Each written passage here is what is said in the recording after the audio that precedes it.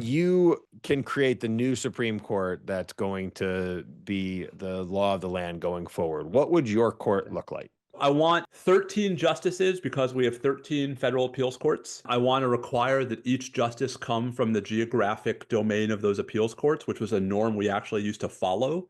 I want professional diversity on the court. Some of the most effective justices in the court's history were not trained lawyers, they were politicians. I want term limits because I think if you had 18-year term limits with staggered appointments every 2 years, we would not have this push to appoint 45-year-olds to the court.